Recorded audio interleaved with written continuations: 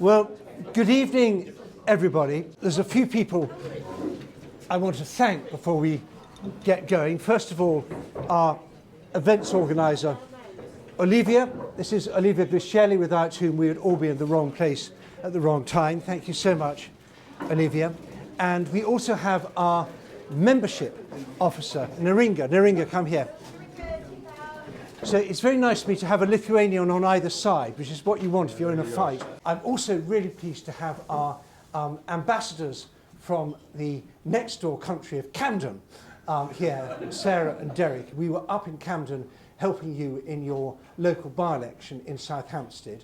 It was really nice having a trip to the country and seeing all those trees and things that we don't have here. So, I'm here with Dan, and Dan and I have sort of known each other for more than 30 years, because Dan's actually got my furniture.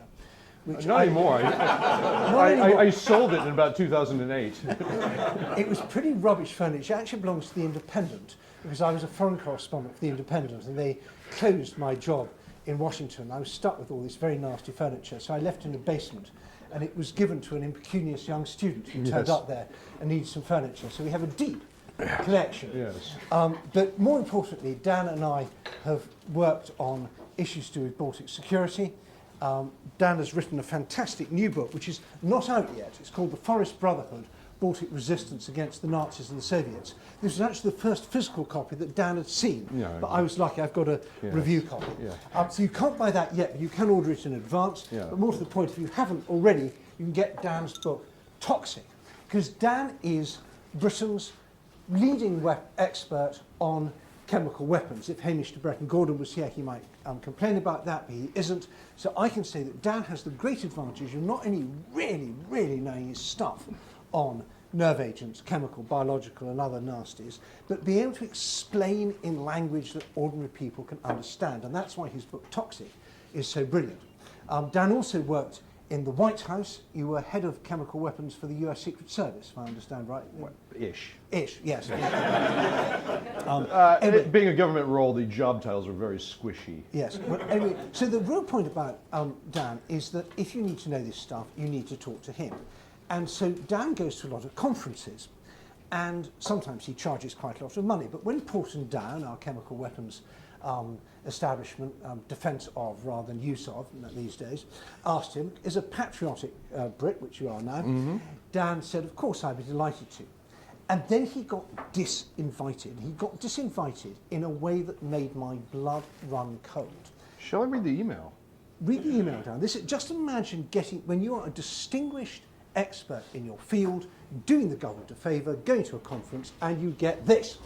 Dear Dan, we extended an invitation to you as a guest speaker to the Chemical Weapons Demilitarization Conference, and we're glad you accepted.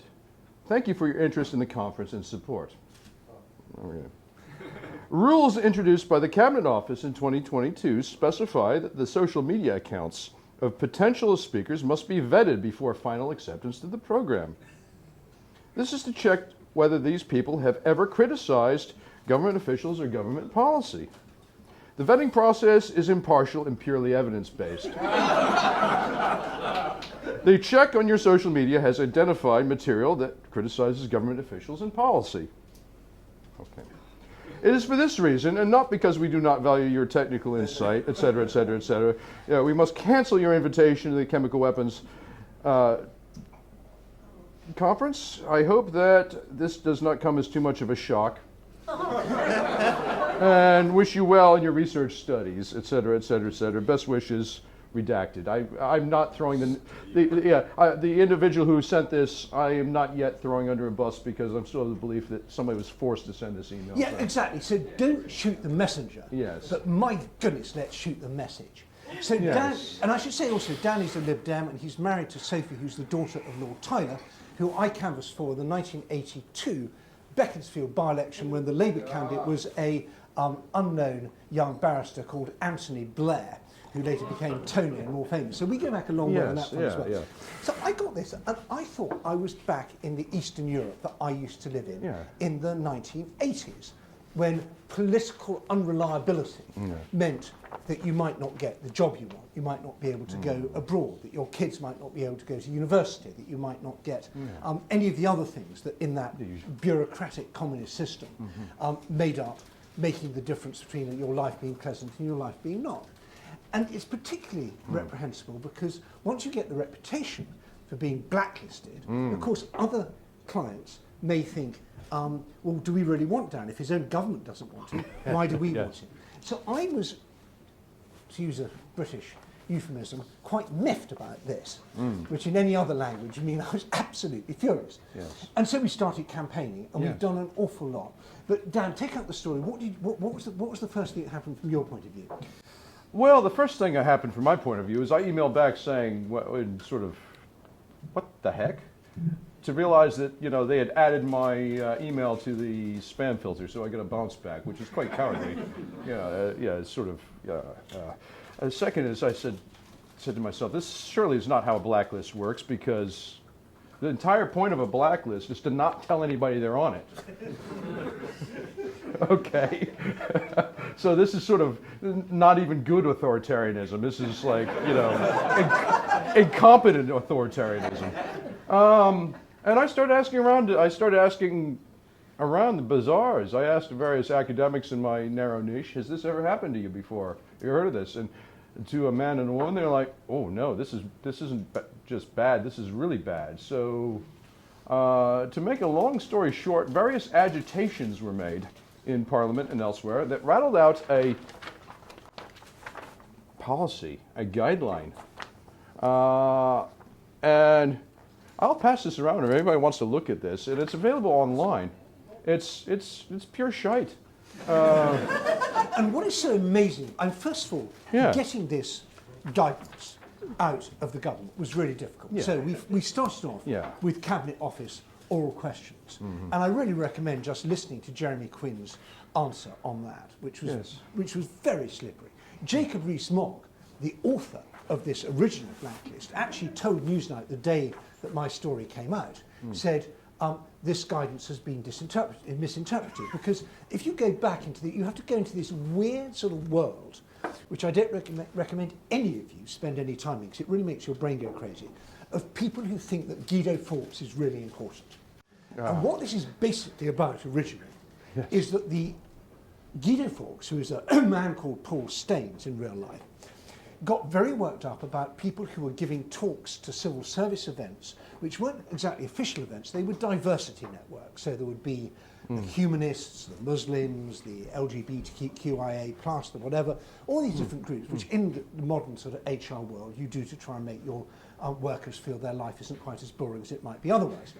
And so you get outside speakers, and to these events were coming some people who I think you might fairly describe as quite fruity. There was a witch who went to I think it was the Pagans Network at the DCMS and so on. So in that sort of weird Daily Mail world, this is worth kicking up. So there's actual witch in this witch hunt. There's a real witch in this witch hunt, exactly. I love you so much, Dan, particularly when you steal my punchlines.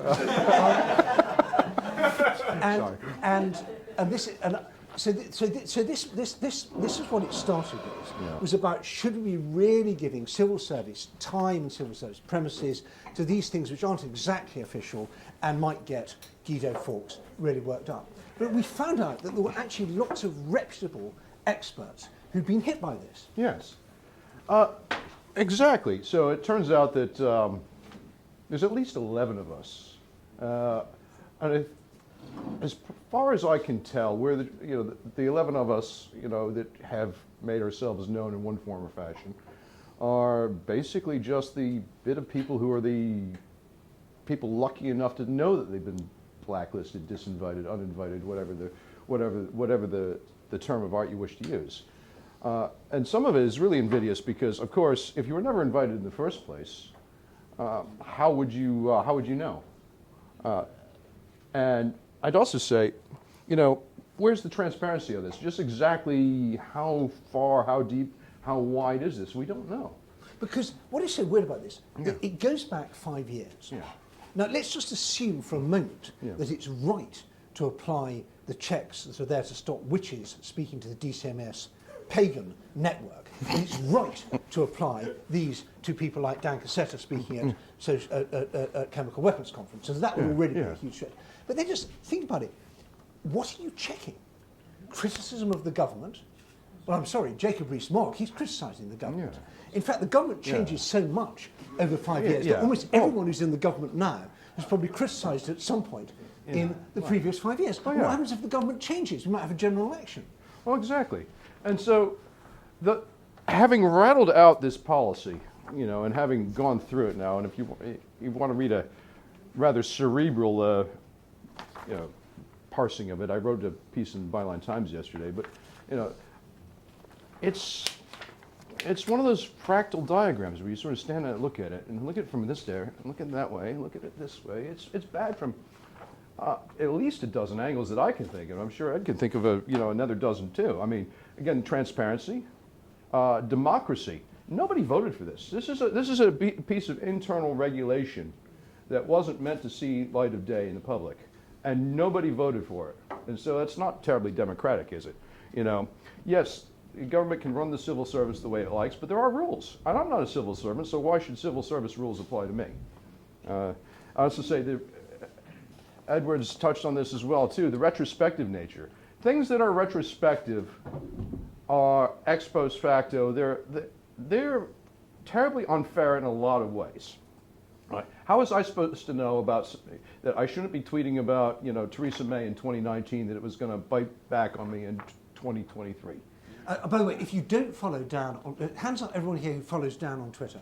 Oh, bless you. Wonderful. Yeah, it is a bin fire. I apologize. I worry that Dan spends too much time on Twitter, but I actually really like it, because when I don't know what else to do, you have an amazing knack of phrasing things in a really caustic, pithy way. Well, yes. And I think it's great, and I think it's outrageous that this should have anything to do. And also, you tweet under your own name. Yes. If you tweeted as, Lithuanian, cross-Lithuanian in London, they would never know that all these nasty things that you said about Theresa May. Well, exactly. Well, and not only that, if I bear a severe penalty for having a very unique name. I'm the only Dan Kaszeta in the universe. Trust me, I've looked. I've had to apologize in case I had to apologize for somebody else. And I'm it. If my name was James Smith, would I be under the same sort of burden? How you would tie a James Smith to a James Smith? How would you do that, particularly in this era of lack of verification? I mean, but also the whole thing's so vague. There's nothing in this document that says what the threshold is for what isn't or isn't objectionable. So it pushes that down to an event organizer. That puts a civil servant in or a government contractor or somebody. It puts some mid-grade person at a disadvantage. It's vague. I mean, I went to the same conference 2 years ago. With someone from the Chinese Communist Party. Oh yeah. This conference, by the way, they invite people from it's an international conference. Yeah. There was an official speaking from the Chinese MOD. So they're fine. Can't have a LibDem. Oh my God, that's dodgy. Yeah, and I mean, we have rules about impartiality in this country for the civil service, and that makes eminent sense.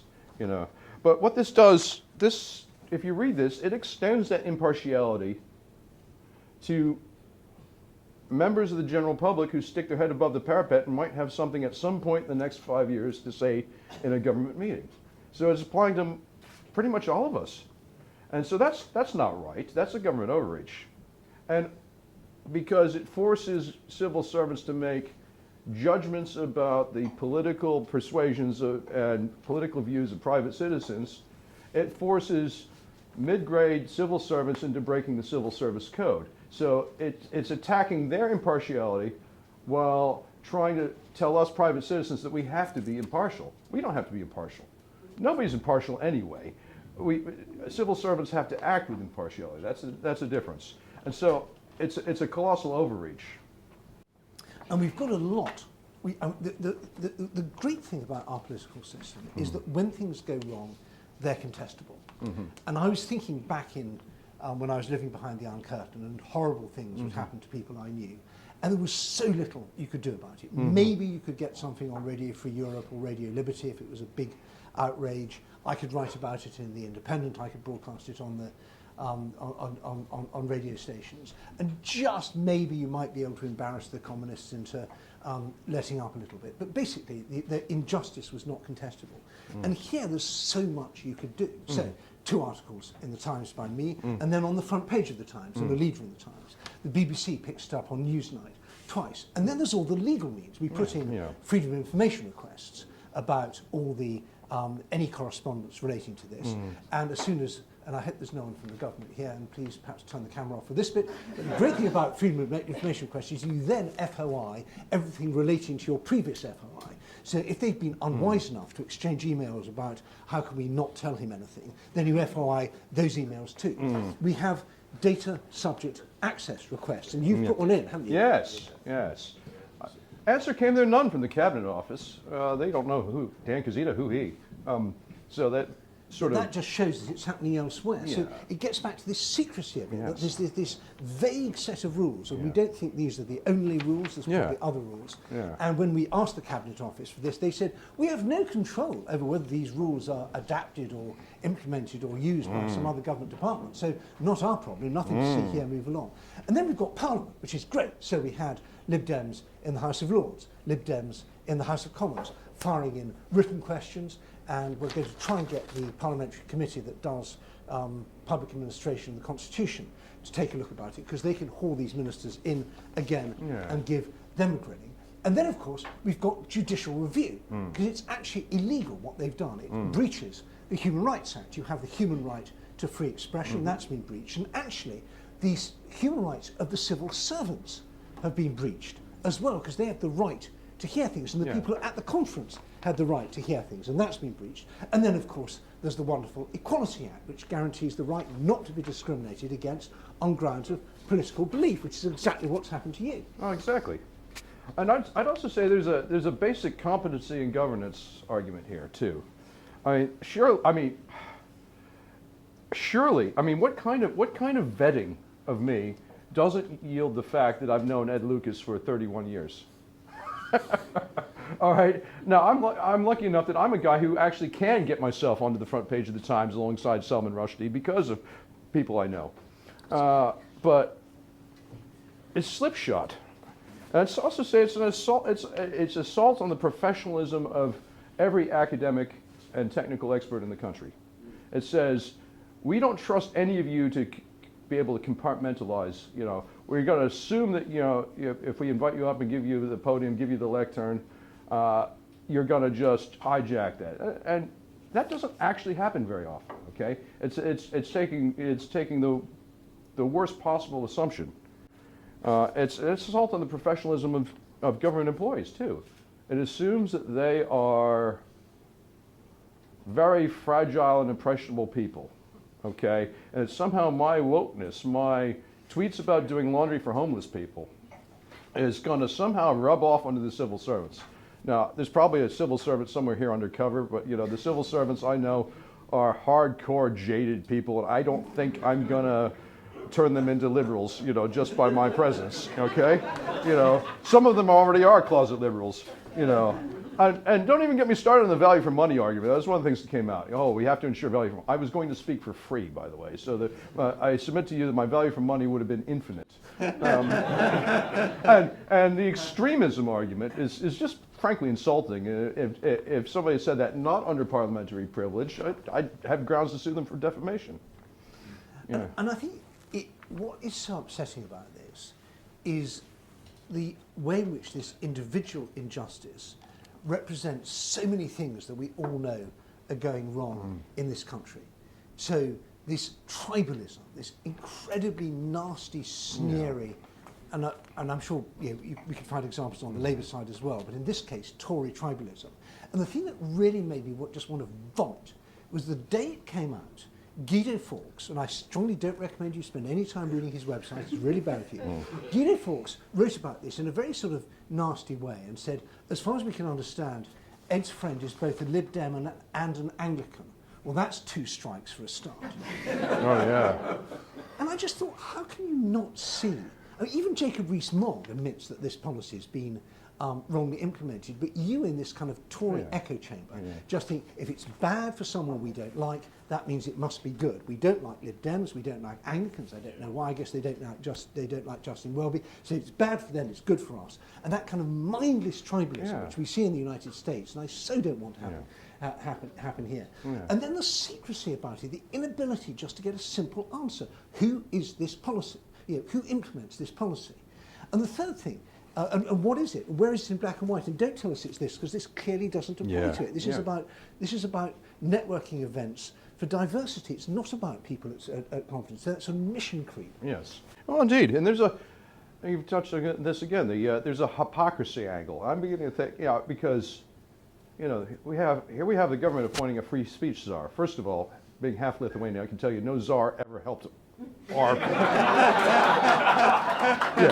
No czar ever helped Lithuania's freedom of speech. So could they pick a better word? Possibly. But also, cancel culture. They literally use cancel in the email they sent to me. So it's one of these things where they're basically it's thinly veiled Putinism, where you accuse the other person of what you're actually doing yourself. And I really think they've immunized themselves against charges of hypocrisy, because I suspect for their hardcore tribal followers, they view that as a feature, not as a bug. We're going to be this way, and it applies to us and not you, and that's it. Ha! And that's exactly the response that we've been getting on Twitter from these people who say, well, what do you expect? If you criticise the government, why should they host you at a conference? As if it's this kind of zero-sum game. Exactly. And you've tried so patiently to explain that that you weren't being paid, you were doing it as a favour, that the Chinese Communist Party was at this conference, all the rest of it. And yet it doesn't seem to have any effect. Well, exactly. So we're going to get some questions in because I'm sure people have got all sorts of thoughts. But let's just wind up. What are the other two? Well, judicial review. We're going to try. We've just heard. And I think we can talk about this, can't we? Okay, so tell us what's going to happen. All right. I have been dealing with a law firm and several barristers and a solicitor.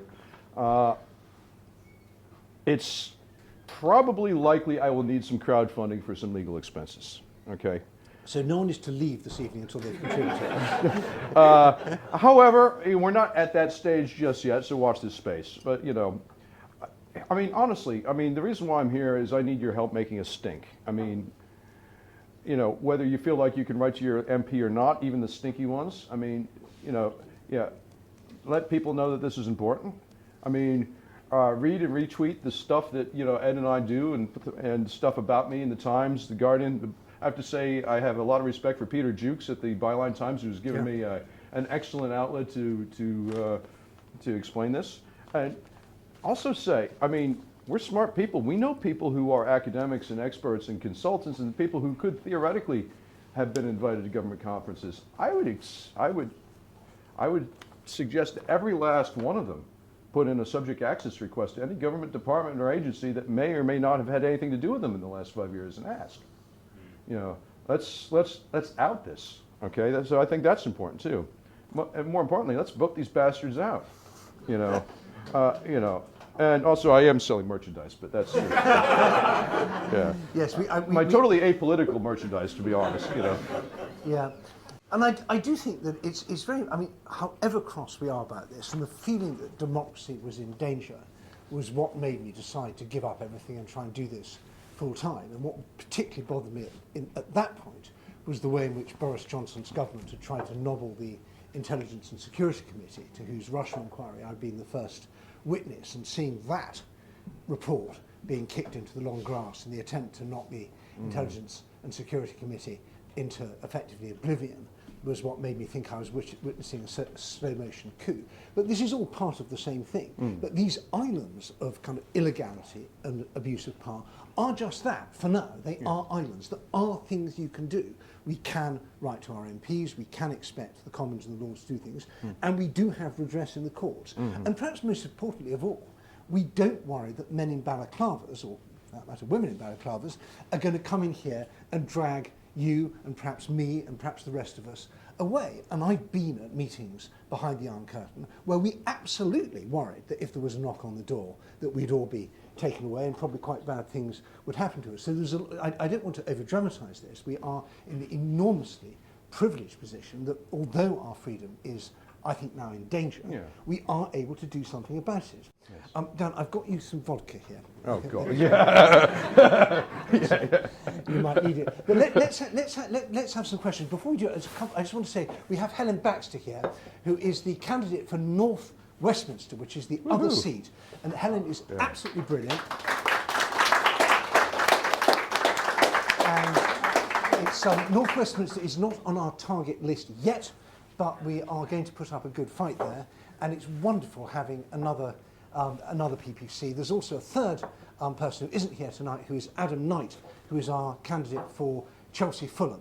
And the three of us were all together, just moving away from the threat to democracy, just to the threat to our pavements. We were all having a meeting with Limebike yesterday about the plague of dockless bikes and the problems that they present for people in wheelchairs, people with walkers, people with on crutches, blind people, anyone who just wants to use the pavements. So there's a lot of other stuff going on as well. Anyway, we can talk about a bit more about our campaign later on, but I just want to make sure you've seen Helen. Let's have some questions. And first of all, Ewan, go ahead. Yeah, thank you. Ewan Grant, not a Liberal Democrat supporter, yes, very much a supporter of Edward Lucas. And yourself, I think didn't you come to the Integrity Initiative, Chris Donnelly's Integrity Initiative? Let's have a question. To discuss with us. I was there when and Edward, of course. And I wrote a number of articles for the Integrity Initiative under my own name. Which is interesting in that I get accused of being outed for that when I wrote the articles under my own name. Splendid investigation that. Amen. My question is, when you meet civil servants, do they look you in the eye, and what do you see in their eyes? Because when I worked in customs and excise, we had a huge problem with corruption, and the main purpose afterwards was to cover up mistakes and incompetence. They had to bring in Andrew Parker from MI5 to sort the shenanigans out. I was threatened. In the end, there was a clear out. You might want to speak to his former boss, Jonathan Evans, as the chairman of the Committee on Standards in Public Life, because Jonathan Evans knows perfectly well what I'm talking about and the horrendous consequences of it. So what are they? Do they look you in the eye? Guilty? Well, to be honest, the civil servants I know through my personal connections, as much as anything else, and they're. I'm sure they're as disgusted as you. Oh, yes. We were as disgusted. Yes. As what was going on. I have a lot of covert support. Let's put it that way. All right, so I have a lot of respect for them. I was a civil servant in the United States government for 12 years myself. Civil service is different there in a lot of different ways. But, and again, I know what it's like to work for a large organization. I know what sort of verbal handcuffs you have to put yourself in when you're working in a political environment as a non-politician. And I did it myself. I worked in the White House for 12 years. So, I mean, fair enough. Anyway, thank you for that. And that's a good point. And Ewan is too modest to say that he spearheaded the attack on organised crime and smuggling across Eastern Europe, and it was a very good investment of our tax money at the time, and I wish you were still doing it. Question just of help from people like you. Thank you. Yeah. Question just behind you. Go ahead.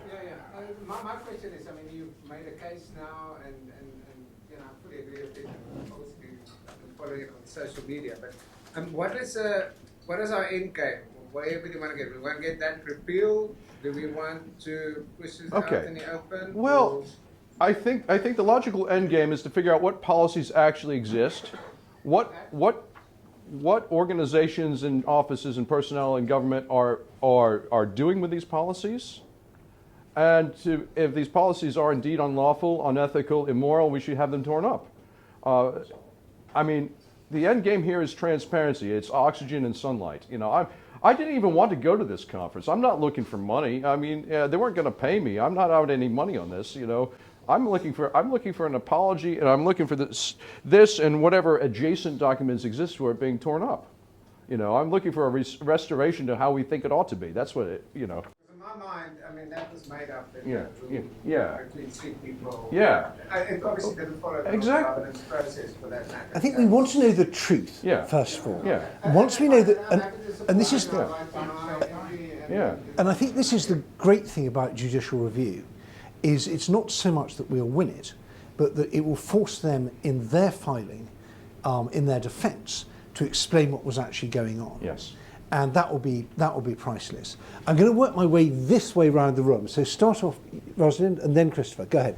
A short question is, aren't there more than one law case in front of you? It's already cost you more money, but it seems to me that, and I'm not a lawyer, that perhaps the civil servants have also lost some rights, as you pointed out. Isn't there a judicial review or another case there? I have the to. long way Yeah. of putting it is, Yeah. do you want to put pressure points on the legal side and also the political side in light of the COVID inquiry Okay. that the Cabinet Office is looking absolutely idiotic? Okay. Well, you're right. What I need actually is a civil servants trade union to take up the cost from that end, not me. Okay. So if anyone here is a member of the First Division Association, this is your moment. Christopher is a lawyer. Go ahead.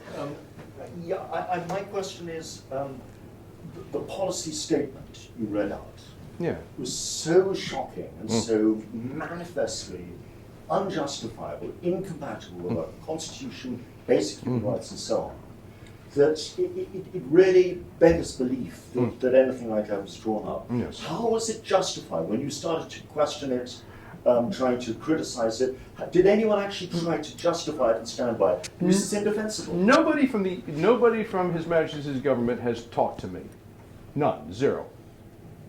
And the statement from the MOD was actually libelous. Yeah. Because it said we have to make sure that we don't get unsuitable people speaking at conferences, and therefore careful checks have to be made. So they've just accused Dan of being unsuitable by implication. And that was the other part of my question, was does unsuitable person mean someone who isn't actually an active supporter of the Conservative Party? Yeah. What is their? So that it's that simple. Yes, It's not much of a what's their party political active corruption. We've seen this again and again in Boris Johnson government. Exactly. Political Parliament illegally failing with the parliamentary process for handling Brexit. Corrupted the parties incident, so many other examples of a willingness to bend the rules, play with the Constitution in order to protect the interests of the party. Christopher, we're going to have to find you a seat. That was really good. Okay, go ahead. Yes. It follows on from what Christopher said. Do we know when this was issued? And is it part of the war on experts and reality that was ushered in by Brexit? Well, I mean, allegedly, this policy dates from November 2022. Again, 21. 22? It says 21, but it was leaked to the Financial Times originally in 2021. Yeah. And that was the only, we had an off the record, a background briefing with no named official telling the FT that there was going to be new rules on on speakers at diversity networks. And that was the first we heard of it. If you read through the invidious part isn't the bump up front. The bump up front is almost reasonable. You read these matrices and tables and charts and checklists in the back, and if you are a clock watching, time serving, process oriented individual, I'm not accusing anybody of that in the civil service by any means. You would go through these documents and say, you would get to the point where actually it's easy to not have an outside expert. That's the path of least resistance in all this bullshit, and I don't have to do any work, so therefore let's just not have expertise. Yeah. And the thing is, you're right, that's a front of this war on expertise. I mean, I submit to you that there are areas of inquiry far more important than this stuff I'm smart on. There's infectious disease, there's emergency management, there's fighting crime, there's agriculture, there's medicine, there's everything. There's I can think of 1,000 things more important than my little bit of chemical and biological anti-terrorism, which is only They important. all need minds like you. Yeah, exactly. And so, if I'm getting chucked out, who else is getting chucked out? Climate science, and the thing is, here's an invidious thing. The people who are really, really prominent in their fields, they sit on boards and are trustees and things like that. And a lot of those people are afraid to rock the boat for fear of losing their board positions, their trusteeships, things like that. I mean, I'm not going to sit here and name names. I have some suspects of some people I think are with me on this, but are too imprisoned by the fragility of their situation to be able to speak as publicly as they probably want to. And I just wanted to add, I do a lot of work on things like escalation, and I was at a war game the other day, and at the end of the war game, which ended disastrously because the Americans ended up bombing Burkina Faso, which was not what we expected. I was playing the Kremlin, so we won. But we were invited to an MOD conference on escalation. And I then got a very curious email just saying that we've had to move this to a much smaller room, so we're not going to be able to invite you. And I kind of bicycling past the MOD, which I do most days. I don't think they're terribly short of rooms. And I wondered, so I think I might be putting a subject access request myself just to see whether it really was the room. Let's have some more questions. Go, Gilliam. I'm going to be dangerously contrarian and possibly offer an alternative explanation, which is that this is a bureaucratic problem and not a political one. That, as you've said, given your experience in civil service, you would know that they are conflict adverse, and if there's any whiff of controversy, it's much easier to just say, no, sorry, can't do it, than to stick your neck out and be like, well, this could blow back on me. And indeed, and my repost to that, and sorry if I've cut you off. Have I cut you off? We're American. My response to that is the email that I got, which I'm sorry I didn't think to print out an actual copy of it that I read out, is either a really stupid one or actually a very clever one. I know who sent it. I've never met the person. I know who they are. They are a senior official in an arm of the MOD. They are probably at pensionable point. They already have their honors, already sit on a bunch of boards and things like that. Is this somebody saying the quiet bit out loud because they don't agree with it? Is this a smoke signal? So yes. Is this malicious compliance? Is this Sir Humphrey trying to throw me a life raft here? Knowing that I might pick it up. That's a really interesting thought. I mean, but if it was a bureaucratic problem, it would be so easy to apologise. Yeah. And all they had to do was to say, if they'd said this, a written answer to a parliamentary question, which was the first opportunity they had. Sorry, this policy has been misapplied. The whole thing would have gone away, and I'd have been devastated because obviously this is absolutely fantastic to have this campaign issue. Also, there would have been 101 ways to delicately uninvite me from a conference that I didn't actually want to go to. I had 3 or 4 emails back and forth where they more or less begged me to go. It was a 9-minute walk from my house. I wasn't, investing in any sort of travel expense to go to this thing at all. They could have said, Dan, we've had to go to a slightly smaller room. We've got more people on the agenda. Would you mind not coming? Yeah, come to the conference dinner or whatever, but, we can't have you speak because, cock up on the agenda. I would have grasped that straw. I would have grabbed that vine and swung like Tarzan to get out of that conference. Because actually, it's like the world's most boring conference. Okay. It really is. So I'm going to, people who haven't asked a question already are going to go first. So yes, let's see, Christopher Peters at the back. Go. That's what Michael Gove said we've had enough of experts, so that's possibly one thing to consider. I just wondered if you ever considered being a right in the arts and sort of getting a list of conferences that government ministers who've previously been critical of government policy have attended, submitting a demand to know was this procedure conducted for them, and if not, why not? Exactly. That's certainly something we could do. I mean, the policy, says that you're supposed to look through 5 years of somebody's social media output. In my case, that's 120,000 tweets and about. I did say Dan tweets too much. Yeah, so I have no idea.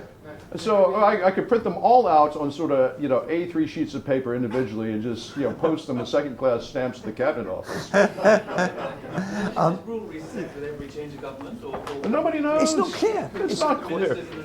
Feel free to read it. It's vague. It's now in the House of Commons library, and thanks very. I want to say I'm sorry he's not here, but it was Richard Ford, MP, and his staff, the victor of the Tiverton and Hungerton by-election, who were very instrumental in making this happen and getting us our copy. So it's great having Lib Dem MPs in Parliament. I just wish them more. Go ahead, Bob. Maybe it's the wrong question for you, but the obvious thing in situations like this is, what is the official opposition doing about this? Well, I have to say, there was a very there was a Labour MP who was absolutely brilliant in the. This conflicted with our local election campaign, and there was a little bit of reluctance at LibDem HQ, as they said this wasn't absolutely key and central for the local election campaign, and the MPs were very busy on that. So I was very grateful at the very beginning. I had a Scottish Nationalist MP, yes. Kirsty Blackman, yes. And what's it called, Munnings, the Labour MP, I've forgotten. Yeah. Anyway, who jumped in at oral questions, yes. and gave the ball its initial kick. But I don't know, I think Labour's got plenty of other things to think about, and I'm just thrilled that our MPs and peers are jumping in on it now. There is a 3-person cell of Scottish nationalists in Pimlico, and they're all behind me. Yes. I managed to radicalize them. I convinced them that I convinced them that the Soviet collectivization of agriculture in Lithuania was morally equivalent to the Highland clearances, so they're now with me 100%. How wonderful to have the geographical and historical reach to educate people. Yes. Very good. Let's move on. Humphrey, ask a question. Humphrey. Mm-hmm. Humphrey, do you want to ask a question? Yisha wants you to ask a question, so you better. I saw you would ask.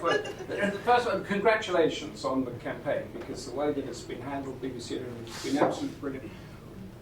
How do you, as the campaign spreads on, and you want it to spread on, and you want the change, what do we call it?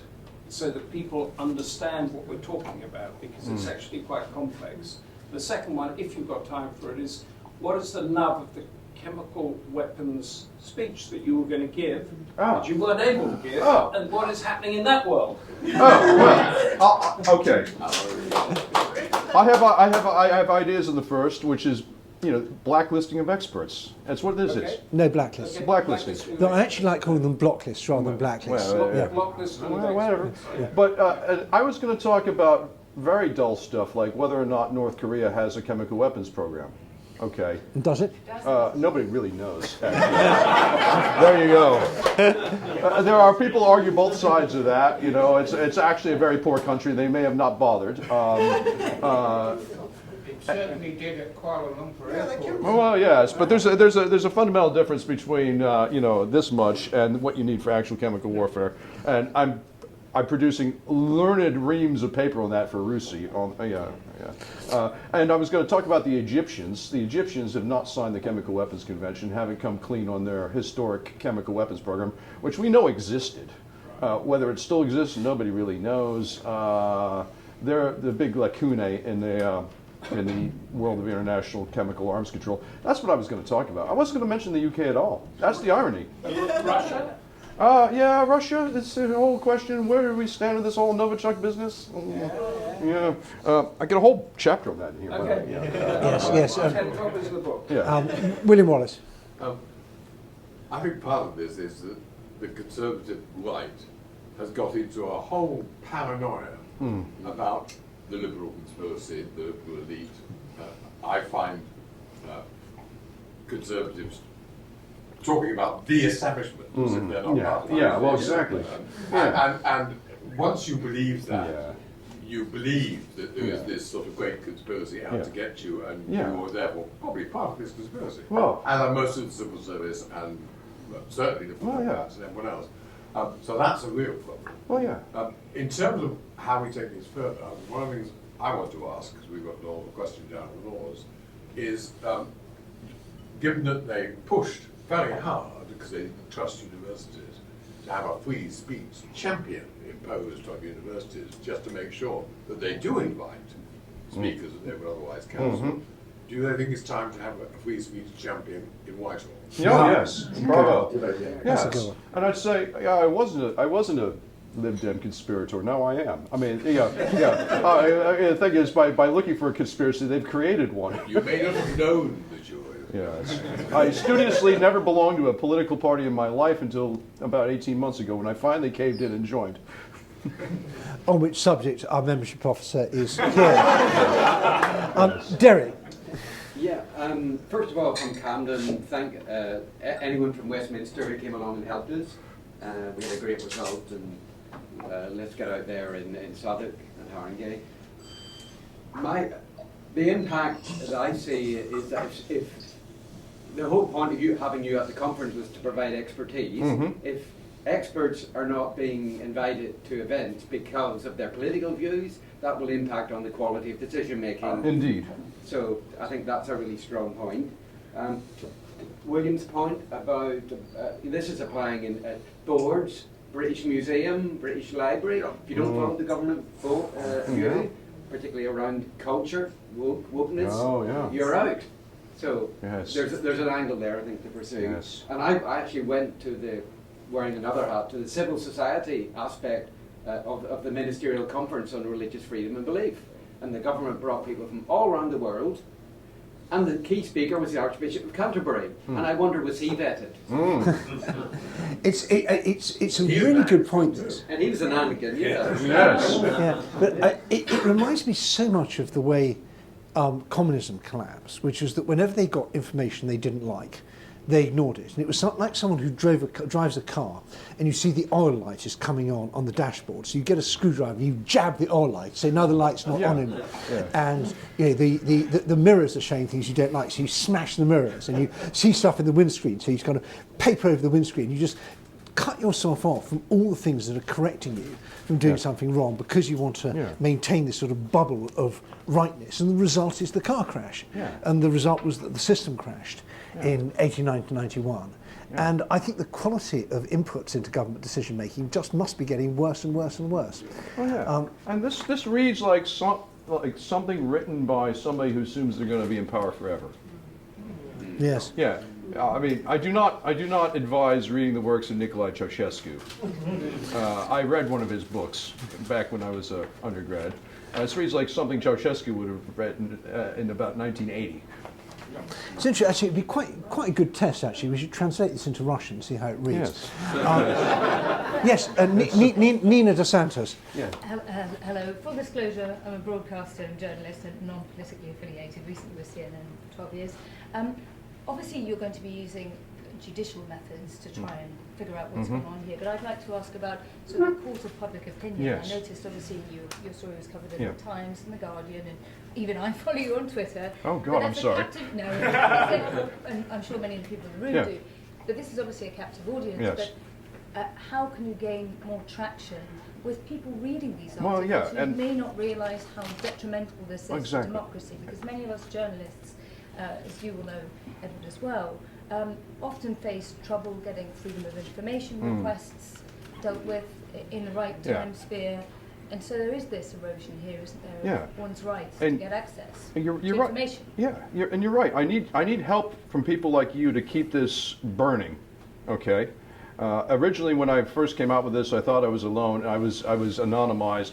Ed called me Richard Hannay, which I thought was great. You know, I'm going to start selling people on a 39-step program. You know, but you know, I did manage to break my cover and go public at sort of calibrated timing, because I didn't want somebody to maliciously out me. A lot of people had already guessed, and somebody was going to just say something anyway.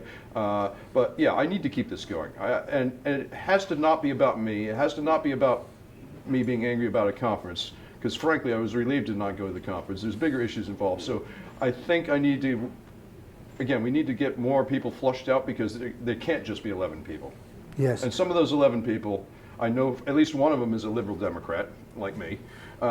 You know, and I think one of them is quite raging labor, you know, bless her, you know, and I think we need to flush more people out, and more people who are going to be willing to tell their story. And there is safety in numbers, and it was, and Dan will be embarrassed by this. It was very brave of you to do that, because it's one thing to be written about as under a pseudonym, where I said it was an area of national security, quite complicated, of great interest. And that's kind of okay, but actually being there in the spotlight on Newsnight and being known for something other than your professional expertise, being a subject for political controversy, is actually quite a thing. But by doing that, I think you've created the space for other people to come forward. Yeah, I'm half Lithuanian. The worst thing you can do to a Lithuanian is give him a well-lit roadway path to some sort of brave martyrdom. So it's an unfortunate national characteristic, which I write about a lot in my next book, by the way. Good. Let's have John. Did you have a question? Yeah. Sorry. And so this is John, our campaign director. Dan, thank you very much for taking your case, and I'm really appreciative because you're putting yourself and your reputation on the line. My question is really, what does winning look like in this case? Because obviously this is very secretive, it's pernicious, it's probably being done without legislation or authority. So how do we know that we won? Yeah, that's a good point. I mean, we know we won when we start getting apologies, and then people that like me get invited back to things, and that eventually there'll be maybe we'll get some civil service whistleblowers saying I didn't like having to do this.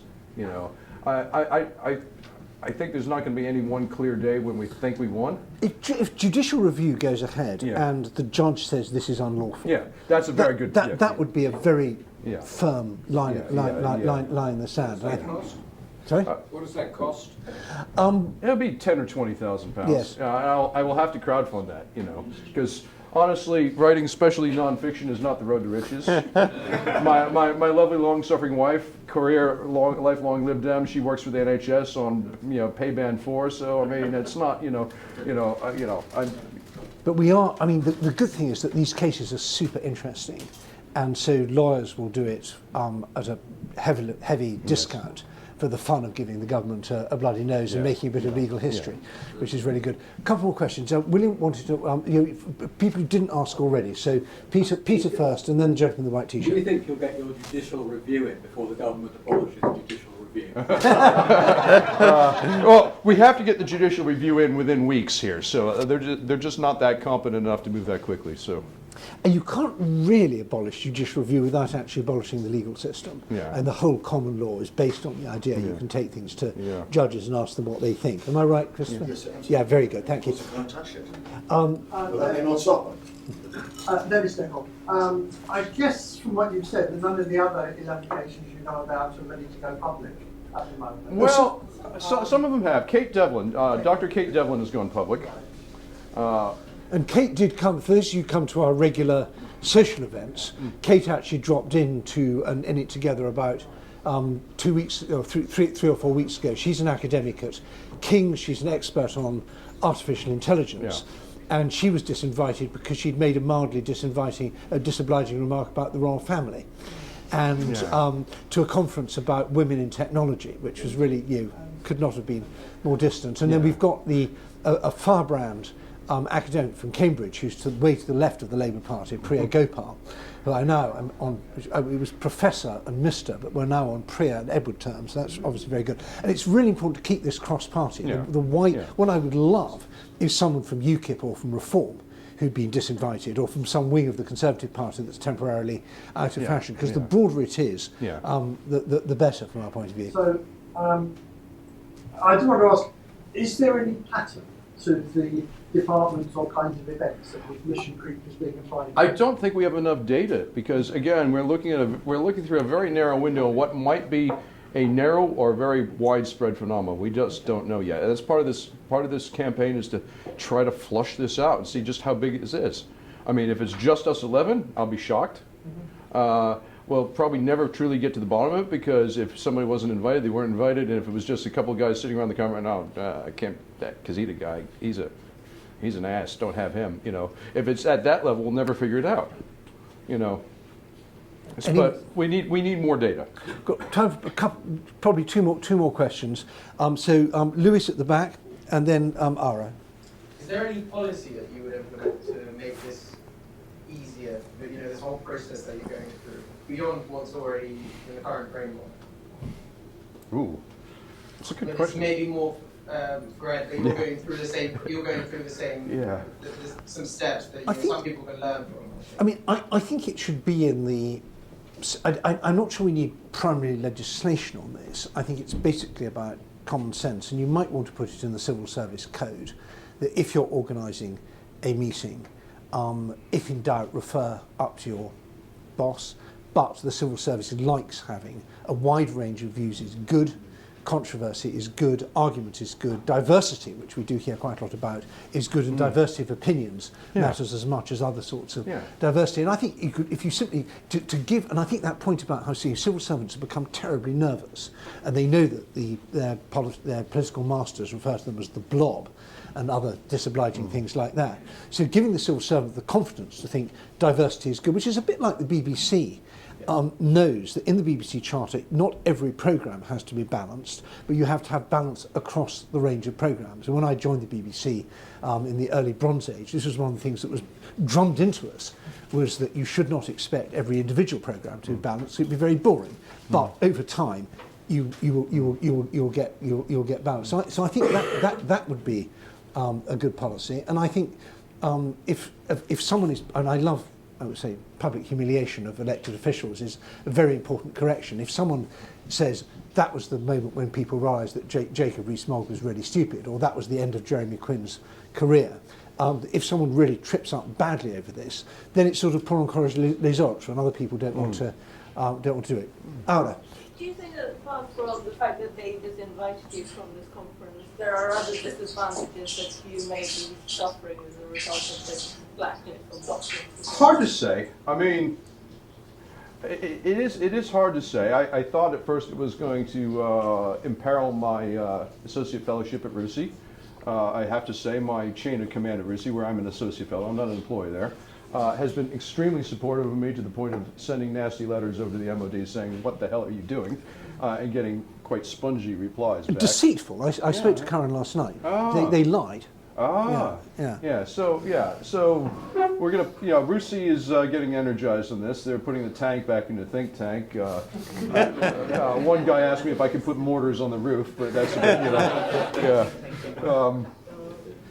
but yeah, I mean, has it made me the hero of the day? Yes, I suppose. I don't know.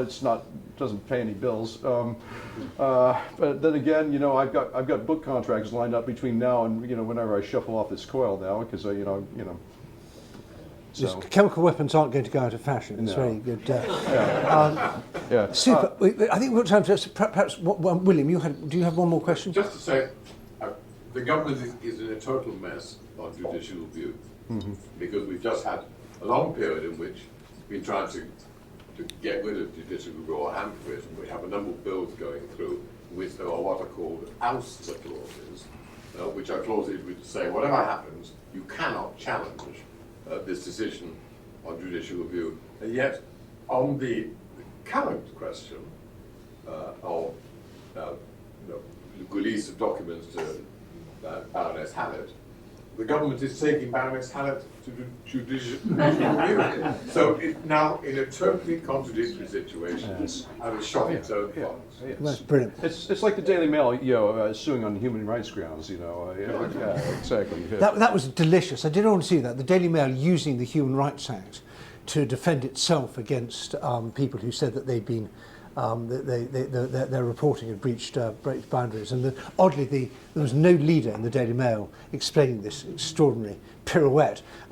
Christopher? A slightly more light-hearted question, although potentially a very serious one. Last night I was making an application to something called the UK Infrastructure Bank in my capacity as chairman of a new aircraft company, Skylifter. And you have to fill in a short form. I sent it in, and back in response, your message has been spammed. Yes. And I thought your story made me think of that. The spam filters, yes. Secondly, there's, and it's completely incomprehensible to me. Secondly, there's a big conference on reconstructing Ukraine in Johnstown, which I'm trying to get invited to. The Foreign Office organisers wrote back to me to say, I'm afraid we're full up, but you've been put on a waiting list. Could it be that the explanation for both these things is simply that the government facial recognition cameras have spotted me tramping the streets with their bazookas? Christopher has made a terrible mistake of having a flat right next to one of the tube stations where we meet. And if I see him crossing the road when we're gaggling outside... Are you in Pimlico? No, Christopher's in St John's Wood. Oh, okay. Yes, Is there any way to find out if civil servants are being disciplined for not following these procedures? Probably not. Not easily, unless somebody comes forward with that. That gets under sort of data protection for the civil servants involved, too. Right. So that becomes quite... Good. So Thomas Salmon, final question. short one. Have you seen during this research on the issue any indication that there might be a similar guideline for government grants, government financing, or institution where one also has to look out for the people working there? I've not seen that. You know, in fact, I've had several academics who work in that sort of world. Yeah, rather nervous about that. You know, and sort of that would be very, very chilling if that existed. You know, things like UK research and innovation and, you know, stuff like that. You know. Right. Let's hope it doesn't happen. Now, so Dan has got how many books you got left to sell? I have 5, 8. And I have flyers on my upcoming book. He has to go home with none. So thank you all very much indeed for coming. But I think the most important thing is that Dan's campaign, this is why we're doing it. And we are so lucky to have, I mean, e-bikes is a fantastic issue. I'm really angry about badly parked e-bikes. It really gets me going. But to have a proper human rights issue, someone who's actually being persecuted for their political beliefs. Yes. And not only that, a LibDem who lives in Westminster and then coming to talk to us this evening has been absolutely fantastic. So please join me. Thank you so much.